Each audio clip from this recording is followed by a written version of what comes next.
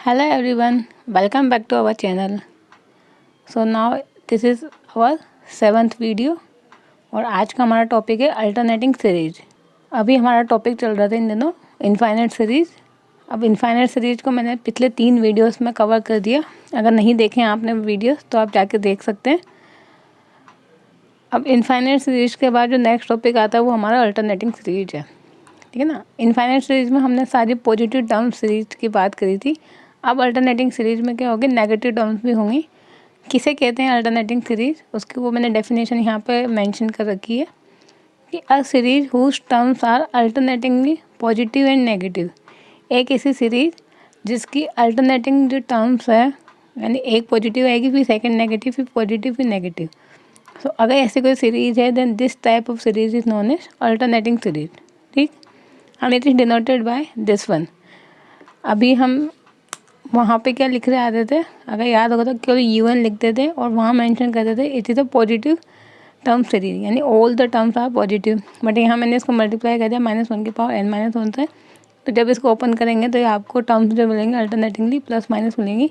सो इस वजह से इसको अल्टरनेटिंग सीरीज बोलते हैं। बट यहाँ पर ये जो UN हैगा and it is always greater than 0। Obviously ये तो हमेशा 0 से बड़ा कोई नंबर होगा ऐसे, क्योंकि माइनस तो हमने आगे मल्टीप्लाई कर दिया, ठीक है ना। तो ये तो होगी इसकी डेफिनेशन कि क्या होती है अल्टरनेटिंग सीरीज। अब ये जो मैंने नोट लगा के लिखा हुआ है ये एक इम्पोर्टेंट नोट है यहाँ पे कि जो अल्टरनेटिंग सीरीज होती है वो या तो कन्वर्जेंट होती है या फिर ऑक्सीलेट करती है, कभी भी वो डाइवर्जेंट नहीं होती है, ये ध्यान रखना। तो अगर क्वेश्चन आता है एग्जाम में जिसमें एक ऑप्शन डाइवर्जेंट पे गिवन है फॉर अल्टरनेटिंग सीरीज, तो उसको तो आप बिना चेक करे वहीं डिस्कार्ड कर देंगे। अल्टरनेटिंग सीरीज या तो कन्वर्जेंट होती है। अब कन्वर्जेंट में भी 2 पार्ट में डिवाइड कर देते हैं, absolute convergent and conditional convergent. तो वो कैसे चेक करेंगे वो तो अभी मैं एग्जांपल्स की हेल्प से बताऊंगी आपको। बट अल्टरनेटिंग सीरीज केवल या तो कन्वर्जेंट होती है या ऑक्सीलेट करती है, ठीक है ना। तो ये 2 चीज़ याद रखना। फिर नेक्स्ट है, अब अल्टरनेटिंग सीरीज का जो कन्वर्जेंस होता है वो हम चेक कैसे करेंगे, उसके लिए एक टेस्ट होता है। केवल एक ही टेस्ट होता है यहाँ पे, इसके अलावा कोई और टेस्ट नहीं होता। उसको नाम दे दिया गया है लेबनी टेस्ट। अब लेबनी टेस्ट क्या होगा कि माना ये एक अल्टरनेटिंग सीरीज है एंड अब 3 कंडीशन होल्ड होनी चाहिए, जिसमें से ये तो ऑब्वियस है कि all the UN are greater than equal to 0। तो ठीक है, इसको तो हमने लिख दिया क्योंकि ये टेस्ट का पार्ट है। बट जो मेन इंपॉर्टेंट है इस टेस्ट के लिए वो सेकेंड एंड थर्ड है। जब भी आपको अल्टरनेटिंग सीरीज गिवन होती है तो आपको सबसे पहले चेक करना होता है कि ये जो UN वाली सीक्वेंस होंगी वो इंक्रीजिंग है या डिक्रीजिंग है। तो if UN is greater than equal to UN+1, इसका मीनिंग होता है कि this UN sequence must be, यहाँ पर अगर UN की सीक्वेंस बनाएंगे then it must be decreasing sequence. Equal to का साइन है इसलिए हमने यहाँ पे स्ट्रिक्टली नहीं बोला, हमने बोला डिक्रीजिंग सीक्वेंस होनी चाहिए। अगर ये डिक्रीजिंग सीक्वेंस है तो फिर अब आगे आप nth टर्म की लिमिट फाइंड करेंगे, वो 0 के इक्वल आ जाती है। तो फिर लेबनी टेस्ट आप बोलेंगे कि जो हमारी अल्टरनेटिंग सीरीज है वो कन्वर्जेंट है, अदरवाइज ऑक्सीलेट करेगी, ठीक। तो क्या किया हमने, अगर हमें अल्टरनेटिंग सीरीज की कन्वर्जेंस चेक करनी है तो सबसे पहले काम आपको ये चेक करना होगा कि जो भी आपको यहाँ पे nth टर्म गिवन होगी उसको निकालना विदाउट साइन। ये आपको -1 वाला साइन नहीं लेना, केवल UN वाली टर्म्स लेनी है। उसको चेक करना है कि UN और UN+1 में क्या रिलेशन है। If greater than equal to तो फिर आपको थर्ड स्टेप पे आना है, nth टर्म की लिमिट फाइंड करके देखनी है। इफ़ दिस लिमिट 0 तो अल्टरनेटिव सीरीज कन्वर्जेंट होगी। अगर ये 0 के इक्वल नहीं आती है या फिर ये ग्रेटर देन इक्वल टू नहीं आता है तो फिर आप बोलेंगे ऑक्सीलेट करेगी। अब उसके बाद अगर कन्वर्जेंस है, अब अगर हमारी अल्टरनेटिंग सीरीज कन्वर्जेंट है तो कन्वर्जेंट भी 2 टाइप से होती है, absolute convergence and conditional convergence. तो हमने यहाँ पे लिखा कि कोई भी जो अल्टरनेटिंग सीरीज है जिसको आपने चेक कर लिया वो कन्वर्जेंट मिल गई, अब वो एब्सोल्यूटली है या नहीं है। तो उसके लिए आपको ये चेक करना होगा कि जो मोड सीरीज होगी, मोड सीरीज का मीनिंग है कि माइनस वाला पार्ट हटाने के बाद जो सीरीज मिलेगी वो आपको मिलेगी मोड UN सीरीज, कि वो भी कन्वर्जेंट है या नहीं है।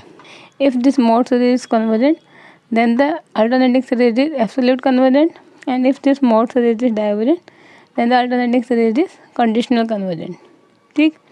तो एब्सोल्यूट और कंडीशनल तो बाद में चेक करते हैं, सबसे पहले हमें अल्टरनेटिंग सीरीज की कन्वर्जेंट चेक करनी होती है क्या वो कन्वर्जेंट भी है या नहीं है। अगर होगी तो फिर उसके बाद आपको ये दोनों चीज़ चेक करनी होगी, क्लियर। अब कुछ एग्जांपल्स करते हैं जिससे ये थ्योरी और क्लियर होंगी हमारी। तो यहाँ मैंने कुछ एग्जांपल लिखे हुए हैं, इनको देखते हैं वन बाय वन। जैसे नंबर 1 एग्जांपल है, इसमें एक सिंपल से मैंने यहाँ पर अल्टरनेटिंग सीरीज कंसिडर की है -1n-1/n। इसको हम इस फॉर्म में लिख सकते हैं। तो that mean un equal to क्या होगा 1/n, तो un+1 क्या होगा 1/n+1। आप चाहें तो यहाँ पर डायरेक्ट भी बता सकते हो अगर आपको प्रैक्टिस है, अदरवाइज कैसे चेक करेंगे वो मैंने यहाँ पे स्टेप बाय स्टेप बता रखा है। ये हम जानते हैं कि अगर for all n belongs to natural number always n+1 greater than n होता है। जब इसको रिवर्स करेंगे 1/n+1 इस लेस देन 1/n, और ये क्या है यहाँ पे n+1 टर्म और ये क्या है nth टर्म है।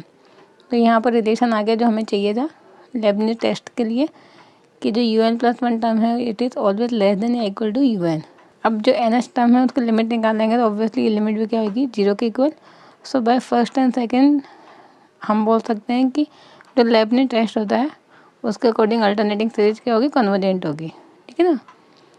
अब अगर हमारी अल्टरनेटिंग सीरीज कन्वर्जेंट है तो फिर अब हम आगे चेक करके बताएंगे कि वो किस टाइप की कन्वर्जेंट है, एब्सोल्युटली या कंडीशनली।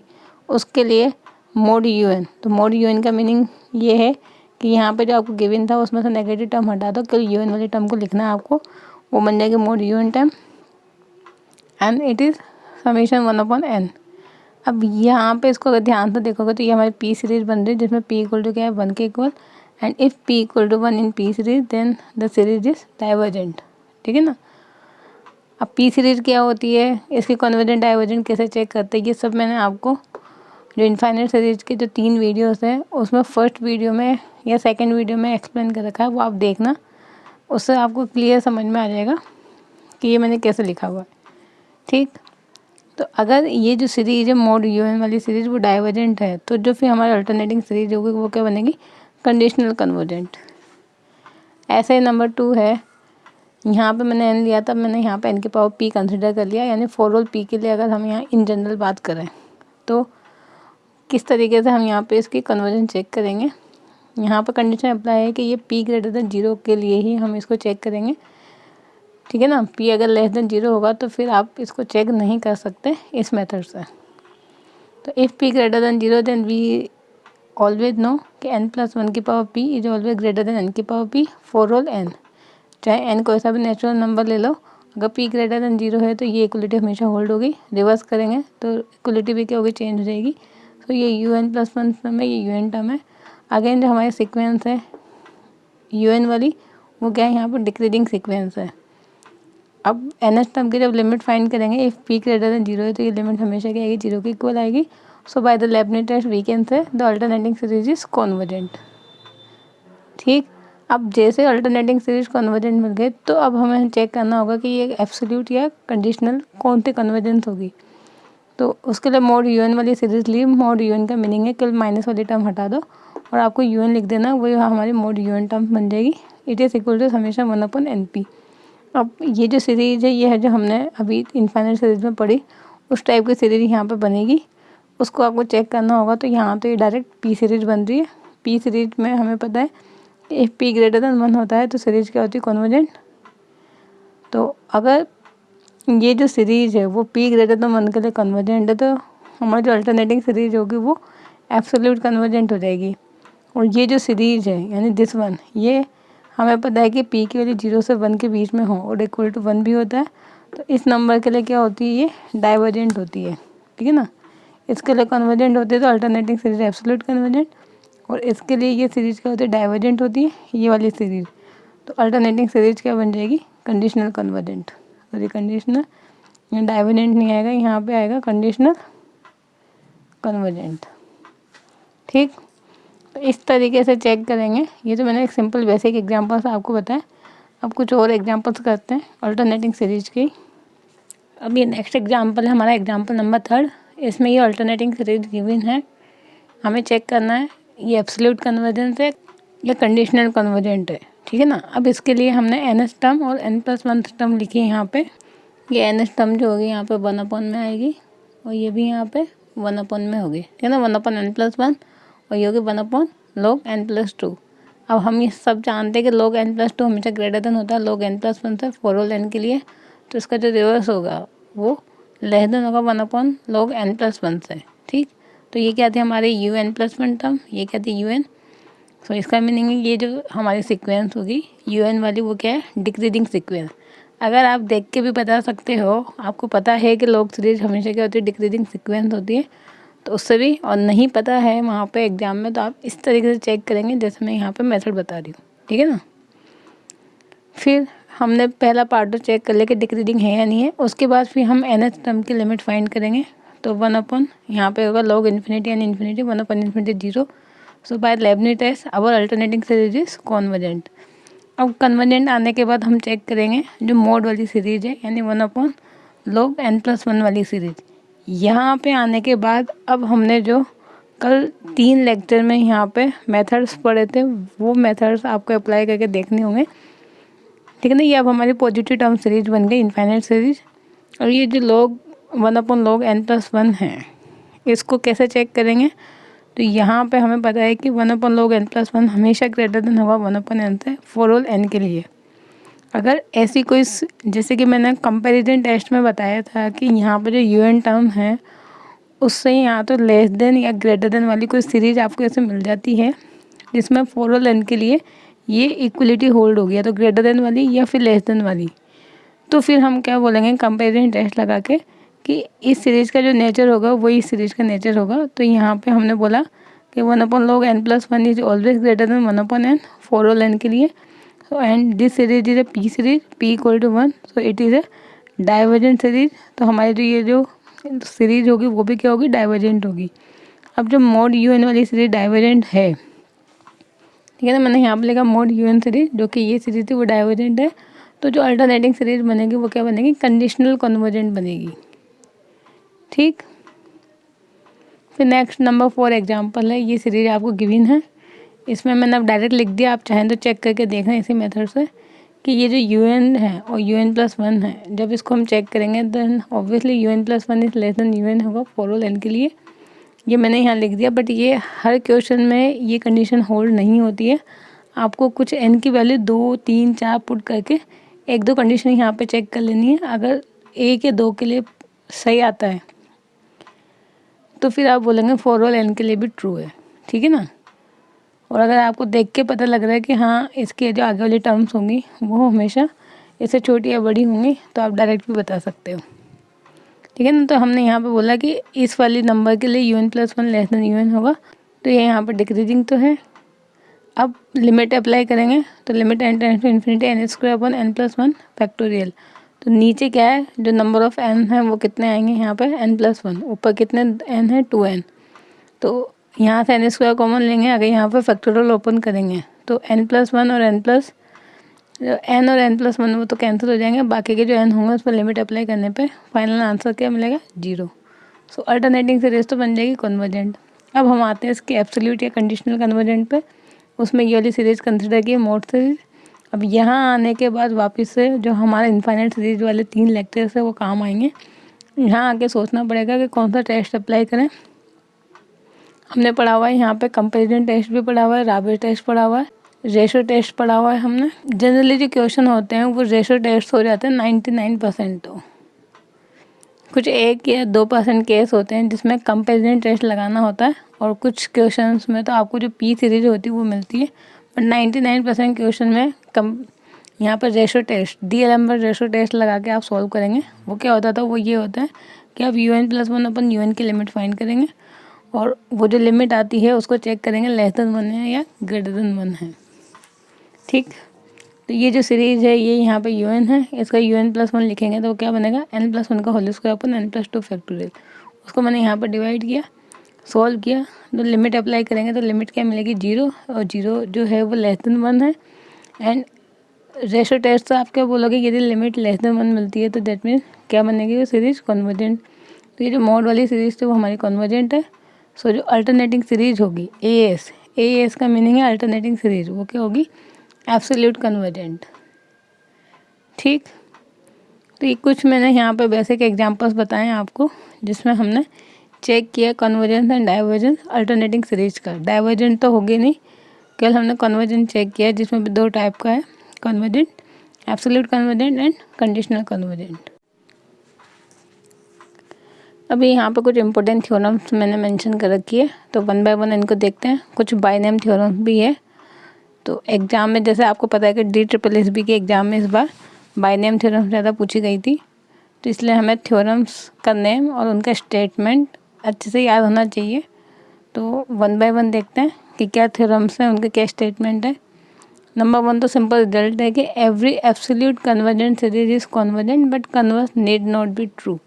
ऑब्वियसली कन्वर्स क्या बनेगा कि अगर कोई सीरीज कन्वर्जेंट है तो इट डजेंट इम्प्लाइज कि वो एब्सोल्यूट कन्वर्जेंट होगा। ठीक है ना।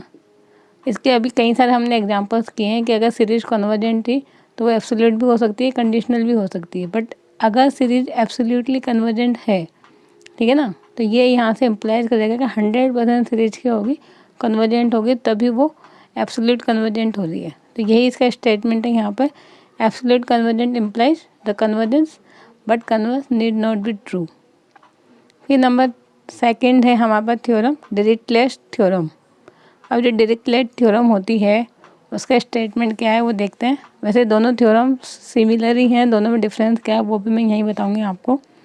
सबसे पहले हमने कंसिडर किया कि लेट UN बी ए सीक्वेंस बी ए पॉजिटिव मोनोटोनिकली डिक्रीजिंग सीक्वेंस। तो एक जो सबसे इम्पोर्टेंट चीज़ है उसमें ये है कि this sequence should be monotonically decreasing sequence, number 1, है ना, विद लिमिट 0।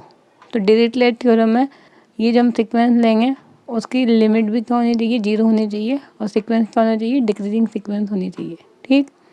फिर and summation VN be a infinite series, और एक सीरीज लेंगे हम समेशन VN सच दैट, इस तरीके से सीरीज कंसिडर करेंगे कि the partial sum SN be bounded. इसका जो पार्शियल सम निकालेंगे कैसे निकालते हैं, SN equal to V1 plus V2 plus इसकी एंड टर्म को सम कर दीजिए, ये पार्शियल सम आ जाएगा हमारे पास। तो ये this partial sum must be bounded. तो ये नंबर 2 कंडीशन है हमारे पास कि एक तो सीक्वेंस कंसिडर करेंगे जो कि डिक्रीजिंग होनी चाहिए, एक सीरीज कंसिडर करेंगे जिसका पार्शियल सम बाउंडेड होना चाहिए। देन द सीरीज, तो फिर मल्टीप्लिकेशन वाली जो सीरीज होगी UN VN इज़ कन्वर्जेंट। तो फिर आप इसको डायरेक्ट बोल देंगे कि इट इज़ कन्वर्जेंट। तो क्वेश्चन भी हमें वैसे सॉल्व करने होते हैं, कई सारे क्वेश्चन थे जो इस थ्योरम से सॉल्व होते हैं, बट अभी हम वो क्वेश्चन नहीं कर रहे, वो हमारे लिए इम्पोर्टेंट नहीं है। इम्पोर्टेंट है इसके थ्योरम का स्टेटमेंट क्या है। ठीक। अब नंबर 3 है एबल्स थ्योरम। तो एबल्स थ्योरम इस डिरिचलेट थ्योरम का ही मॉडिफाइड पार्ट है। ये दो यहाँ पर साइंटिस्ट है, डिरिचलेट एंड एबल्स। तो इन्होंने पहले थ्योरम दे दी थी यहाँ पे, फिर इन साइंटिस्ट ने यहाँ पे इसको थोड़ा सा मॉडिफाइड किया और उसके बाद ये नया स्टेटमेंट दिया है।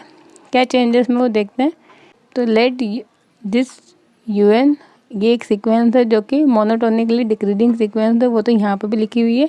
अब इसमें क्या चेंज है, यहाँ पे लिखी थी कि this sequence must B have limit 0। इसकी लिमिट 0 होनी चाहिए, बट यहाँ पे कोई मेंशन नहीं है इसकी लिमिट कुछ भी हो सकती है, बस जो UN है वो मोनोटोनिकली डिक्रीजिंग सीक्वेंस होनी चाहिए। ठीक। तो एक कंडीशन तो यहाँ से ये हट गई। अब number 2 and summation VN is a convergent series. यहाँ पे हमने सीरीज ली थी, बट उसके लिए पार्शियल सम पे कंडीशन अप्लाई की थी, इट मस्ट बी बाउंडेड। यहाँ पे कोई कंडीशन नहीं है, यहाँ पे तो बस एक आपको डिक्रीजिंग सीक्वेंस चाहिए और एक कन्वर्जेंट सीरीज चाहिए। अगर उन दोनों का मल्टीप्लाई करते हैं तो जो न्यू सीरीज मिलेगी वो भी क्या होगी, कन्वर्जेंट होगी। तो क्या मॉडिफिकेशन किया वो आप इजीली देख सकते हो। 2 चीज़ का मॉडिफाइड किया कि यहाँ से इसकी लिमिट हटा दी कि सीक्वेंस की लिमिट 0 होनी चाहिए, एंड नंबर 2 ये जो सीरीज हम कंसिडर कर रहे हैं उसमें पार्शियल सम की कंडीशन हटा दी कि वो बाउंडेड होना चाहिए। हम यहाँ पर बोल देंगे कि this series must be convergent, then the multiplication series also convergent. ठीक है ना। तो दोनों थ्योरम्स का स्टेटमेंट और इनमें क्या डिफरेंस है वो याद रखना। डायरेक्ट क्वेश्चन आता कहीं बार कि एबल्स थ्योरम हो गई ABCD 4 ऑप्शन की, इनमें से कौन से एबल्स थ्योरम का स्टेटमेंट है, और डायरेक्ट स्टेटमेंट ही लिखे होते हैं जिसमें ये भी लिखा होगा ये भी लिखा होगा। तो क्लियर होना चाहिए माइंड में कौन सा एबल्स थ्योरम है, कौन सी डिरिचलेट थ्योरम है। अब नंबर 4 है कि Cauchy product of 2 infinite series. किन्हीं भी 2 इनफाइनाइट सीरीज का प्रोडक्ट होता है जिसको नाम दिया कॉची प्रोडक्ट, तो वो कैसे डिफाइंड होगा। तो ये भी एक एग्जाम पॉइंट ऑफ व्यू से एक इम्पोर्टेंट पॉइंट है। जैसे मैंने यहाँ पे 2 इनफाइनाइट सीरीज कंसिडर की, summation AN and BN are 2 infinite series. ठीक। अब हमने एक न्यू यहाँ पे टर्म निकाली Cn, वो कैसे फाइंड की? An, ये जो पहली सीरीज है उसका तो फर्स्ट टर्म, जो सेकंड सीरीज है उसका लास्ट टर्म, फिर प्लस इसका सेकंड टर्म, इसका second last term, A1 Bn plus A2 Bn minus 1 plus A3 Bn minus 2 and so on up to जो ये वाली सीरीज है इसका तो हम लिखेंगे लास्ट टर्म, और ये जो सीरीज है इसका हम लिखेंगे फर्स्ट टर्म। ठीक, तो इस तरीके से जो न्यू यहाँ पे एक टर्म हमने फाइंड की Cn, और उसको हम समीशन फॉर्म में लिखना चाहेंगे तो ऐसा लिख देंगे कि let Cn equal to summation AR Bn minus R plus 1, R पे यहाँ पर समीशन लगेगा R equal to 1 to n, और n क्या है यहाँ पे सेट ऑफ नेचुरल नंबर। तो ये जो हमने nth टर्म फाइंड की न्यू, उससे कंसिडर करके हमने एक न्यू सीरीज बनाई यहाँ पर summation Cn, and this summation Cn series, ये जो सीरीज मिलेगी is called Cauchy product of two infinite series. तो जो कोशी प्रोडक्ट होता है वो भी एक सीरीज होती है, उसका जो nth टर्म होता है वो इस तरीके से डिफाइंड होता है जो मैंने ऊपर लिखा हुआ है, और यहाँ पे A1 B1 A2 B2 क्या है, दो इनफाइनाइट सीरीज के टर्म्स में, ठीक है ना, पहली सीरीज का पहला टर्म और सेकंड सीरीज का लास्ट टर्म यानी nth टर्म। क्लियर? तो ये होता है हमारे पास यहाँ पर Cauchy product of two infinite series. तो ये जो अल्टरनेटिंग सीरीज से रिलेटेड जो भी इंपॉर्टेंट चीज़ें थी वो सब मैंने यहाँ पे बता दी। बस अल्टरनेटिंग सीरीज में यही होता है जो मैंने यहाँ पे आपको बताया, जिसमें तो जो इम्पोर्टेंट थ्योरम्स थी जो एग्ज़ाम में पूछी जा सकती हैं वो मैंने यहाँ मेंशन कर दी। अब मैं कुछ एग्जांपल दे देती हूँ आपको नेक्स्ट पेज पे, आप चाहें तो उनको ट्राई करना, और डाउट आता है तो मुझसे कमेंट करके पूछ सकते हो।